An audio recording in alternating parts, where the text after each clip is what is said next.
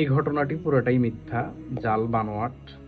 সালাম আলাইকুম। ছোটবেলায় অনেক ঘটনাই শুনেছি, অনেক বক্তাদের ওয়াজে। আজকে এরকম একটি ঘটনা বলবো, দেখেন আপনারা জানেন কিনা। কিয়ামতের দিন একজন বান্দার ভালো কাজ এবং খারাপ কাজ সমান সমান হয়ে গেছে, অর্থাৎ সোয়াব এবং পাপ সমান সমান। এখন তার দরকার একটা সোয়াব, যেটা হইলে তার সোয়াবের পাল্লা ভারী হয়ে যায় এবং সে জান্নাতে যেতে পারে। তো আল্লাহ তাকে অবকাশ দিলেন যে তুমি ঘুরে দেখো একটা সওয়াব পাও কিনা।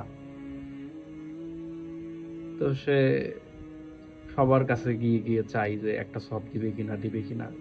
এভাবে খুঁজতে খুঁজতে খুঁজতে খুঁজতে যখন কেউ দিতে রাজি হয় না, একজনকে পেয়ে গেল। সে জীবনে একটাই ভালো কাজ করেছে, তার একটাই সওয়াব। তো সে তার কাছে গিয়ে বলল যে আমার তো এই যে একটা সওয়াবের দরকার, একটা সওয়াবের জন্য আমি আটকে আছি, তো তুমি একটা সওয়াব দিবে কিনা। সে চিন্তা করলো যে আমার তো একটাই সওয়াব, দিয়ে দিই একে, ওর যদি ভালো কিছু হয়।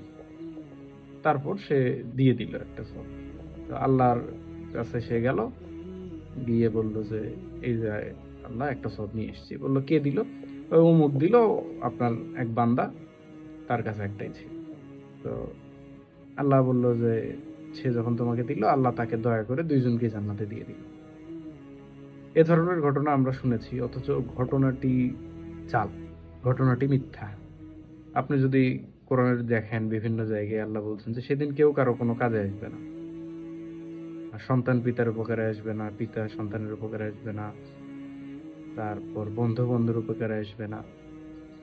এগুলো কোরআন থেকে বোঝা যায়। আর আপনি বললেন কি, যে একজন আরেকজনকে দান করবে, এটি কতটুকু কোরআনের সাথে সঙ্গতিপূর্ণ সে প্রশ্ন রাখাই যায়। এই ঘটনাটি পুরোটাই মিথ্যা, জাল বানোয়াট।